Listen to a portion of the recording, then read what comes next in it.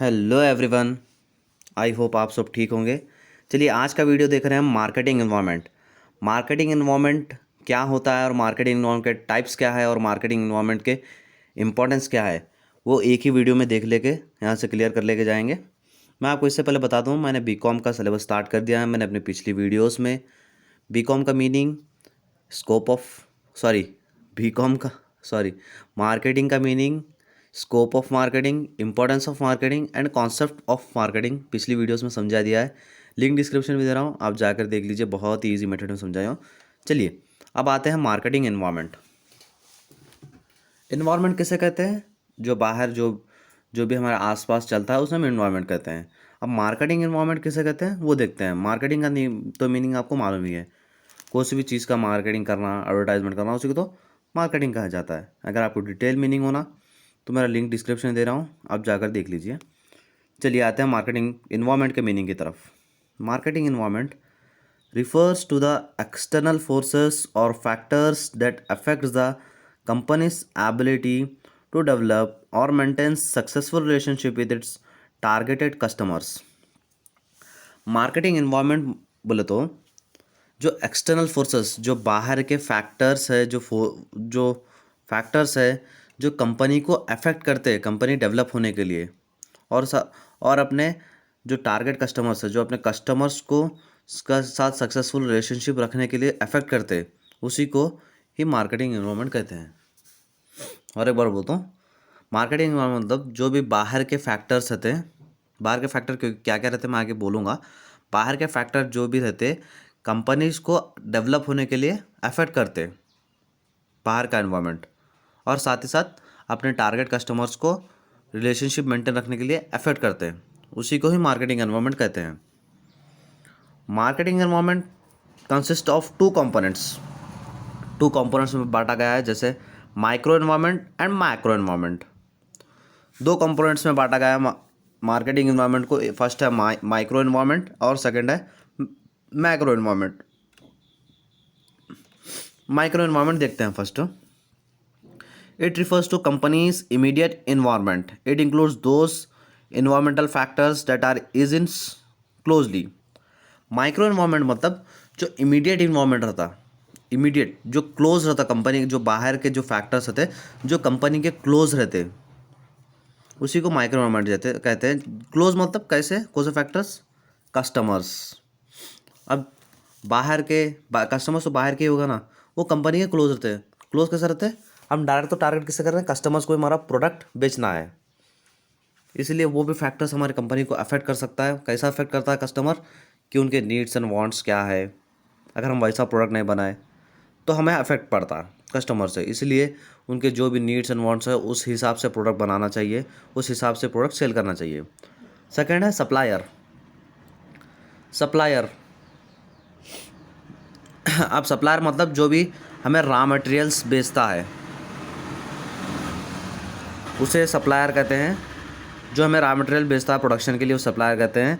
अब मार्केट में बहुत ही सारे सप्लायर रहते हैं, इसलिए आपकी जिम्मेदारी है, आप एक कंपनी खोल रहे हैं तो आपकी एक जिम्मेदारी है कि आप अच्छे से अच्छा सप्लायर ढूंढें अपने कंपनी के लिए, जो हमारे लिए रॉ मटेरियल्स पर दे सके। अगर सप्लायर अच्छा नहीं रहेगा तो आपको अफेक्ट पड़ेगा। थर्ड है होलसेलर और रिटेलर्स। अब गुड्स आप डायरेक्ट जाके कस्टमर को तो नहीं बेचेंगे, बीच में आएंगे और होलसेलर्स, रिटेलर्स आपकी कंपनी को गुड्स खरीदने के लिए, इसलिए आप उनके भी नीड्स के हिसाब से गुड्स प्रोड्यूस करें।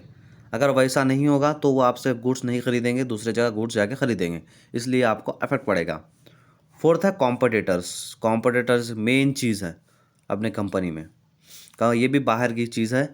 कॉम्पिटिटर्स कॉम्पिटिटर्स के हमें स्ट्रेंथ एंड वीकनेस मालूम होने चाहिए। अगर कॉम्पिटिटर्स के स्ट्रेंथ एंड वीकनेस मालूम रहेंगे तो हमें पता चलेगा कि वो कैसे गुड्स प्रोड्यूस कर रहा है, कैसे बेच रहा है, कौन से कस्टमर्स को टारगेट कर रहा है।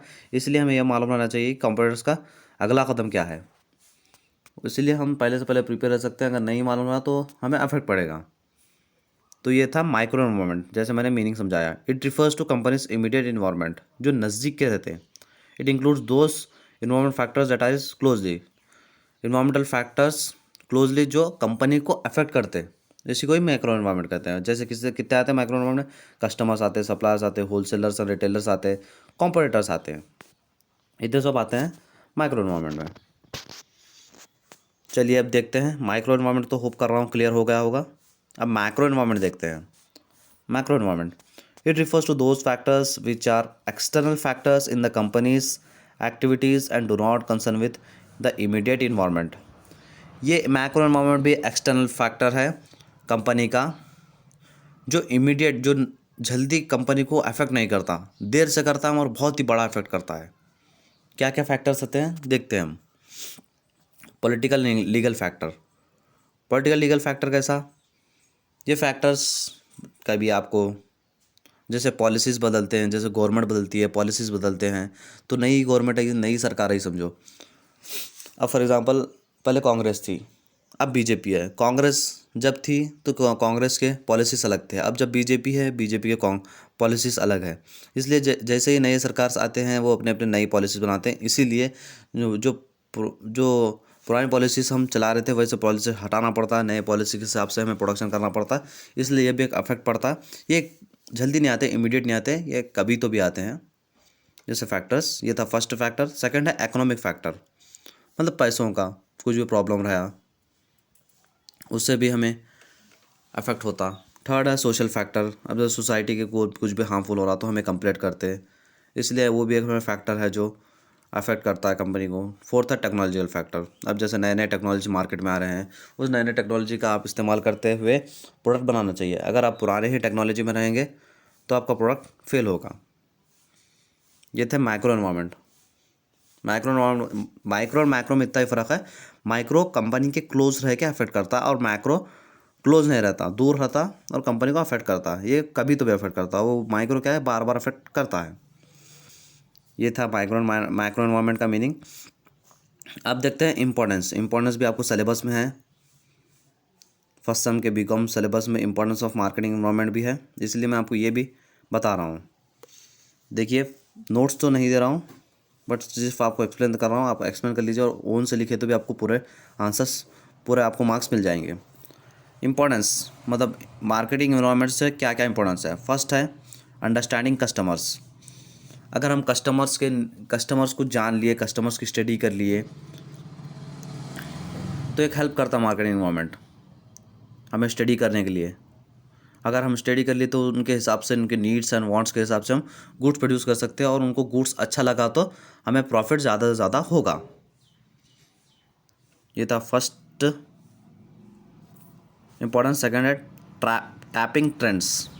अब जैसे हम क्लोज वॉच करें मार्केटिंग एनवायरनमेंट को, क्लोज वॉच करें, क्लोजली देखते रहे मार्केटिंग एनवायरनमेंट को, तो हमें पता चलते रहेगा कि हमारे आगे ट्रेंड्स क्या आने वाले हैं। अब कौन सा मार्केट में ट्रेंड्स चल रहा है, कौन सा मार्केट में प्रोडक्ट चल रहा है, कौन सा मार्केट में सर्विसेज चल रहे हैं, उस हिसाब से आपको प्रोडक्शन करके मालूम होगा। तो इसीलिए मार्केटिंग एनवायरनमेंट हमें हेल्प करता है कि हमें देखते रहें, आजमाते रहें कौन सा प्रोडक्ट चल रहा है बोल के। थर्ड है थ्रेट्स एंड अपॉर्चुनिटीज़। थ्रेट्स मतलब जो भी नुकसान आने वाले हैं एक कंपनी को, एक बिज़नेस को, जो जो भी नुकसान आने वाले हैं उससे पहले हमें इत्तला हो जाती है कि हमें क्या करना चाहिए क्या नहीं बोल के।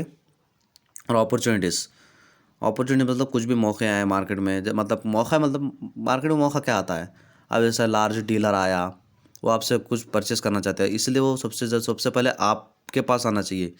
इसलिए आप वैसा प्रोडक्ट बनाना चाहिए, आप वैसी रेपुटेशन बनाना चाहिए, आप वैसा अपना गुडविल बनाना चाहिए मार्केट में, इसलिए आपको पास आएंगे। इसलिए मार्केटिंग गवर्नमेंट हमें हेल्प करता है कि जो भी मार्केट में चल रहा है वो हम पता करके इस हिसाब से हम प्रोडक्ट प्रोड्यूस कर सकते हैं। लास्ट है अंडरस्टैंडिंग द कॉम्पिटिटर्स। मैंने ऐसा पीछे थोड़ी देर पहले ही बोला, कॉम्पिटिटर्स को हम पता कर सकते हैं, कॉम्पिटिटर्स का क्या चल रहा है, कौन सा प्रोडक्ट चल रहा है, उसका स्ट्रेंथ क्या है, कौन से उसके वीकनेस क्या है, ये स्टडी करने के बाद हमको सब कुछ मालूम हो जाता है। इसलिए उसके हिसाब से भी प्रोडक्ट बनाए तो हमें हेल्पफुल होगा। ये थे हमारे इंपॉर्टेंस ऑफ मार्केटिंग एनवायरनमेंट। उम्मीद कर रहा हूँ आपको वीडियो अच्छा लगा होगा। अगर वीडियो अच्छा लगा तो वीडियो को लाइक कर दीजिए और वीडियो को अपने फ्रेंड्स के साथ शेयर कीजिए और मेरे चैनल के साथ जुड़े रहिए, सब्सक्राइब कर लीजिए। ऐसे आपको वीडियोस आगे देखने को मिलेंगे। Thank you.